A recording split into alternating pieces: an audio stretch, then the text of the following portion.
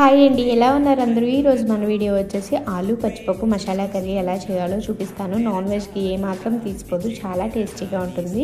ముందుగా ఒక గిన్నెలోకి పచ్చిపప్పు వేసుకుని 1 అవర్ నానబెట్టుకోండి. ఇప్పుడు అదే పప్పుని వాటర్ ఏం లేకుండా కుక్కర్లో వేసుకుని అందులోనే కట్ చేసి పెట్టుకున్న బంగాళదుంప ముక్కలు వాటర్ యాడ్ చేసుకుని 2 విజిల్స్ వచ్చేంత వరకు బాగా కుక్ చేసుకుని స్టవ్ ఆఫ్ చేసుకుని చల్లారబెట్టుకోండి. ఇప్పుడు ఒక ప్యాన్ తీసుకుని ఆయిల్ వేసి అందులో కొంచెం జీలకర్ర, ఎండుమిర్చి, పచ్చిమిర్చి, ఉల్లిపాయ, కరివేపాకు అన్నీ వేసుకుని బాగా ఫ్రై చేసుకోండి. అవి వేగిన తర్వాత అల్లం వెల్లుల్లి పేస్ట్ వేసి పచ్చివాసన పోయిన తర్వాత ఉడికించి పెట్టుకున్న బంగాళదుంప, పచ్చిపప్పు, టొమాటో ముక్కలు, కొంచెం పసుపు, మీ రుచి తగినంత ఉప్పు, కారం, ధనియాల పొడి యాడ్ చేసుకుని ఒకసారి కలుపుకుని మూత పెట్టి మగ్గించుకోండి. ఇవి మగ్గిన తర్వాత గ్రేవీ కన్సిస్టెన్సీ తగ్గట్టు వాటర్ యాడ్ చేసుకుని మీడియం ఫ్లేమ్లో బాగా కుక్ చేసుకోండి. కర్రీ అనేది ఇలా దగ్గరగా అయిన తర్వాత ఇందులో 1 స్పూన్ వరకు ఎండి కొబ్బరి పొడి, అలాగే చికెన్ మసాలా, కొత్తిమీర వేసుకుని మరో 2 మినిట్స్ కుక్ చేసుకుంటే ఎంతో సింపుల్గా అయిపోయే ఆలు పచ్చిపప్పు మసాలా కర్రీ రెడీ. మీరు కూడా ట్రై చేయండి.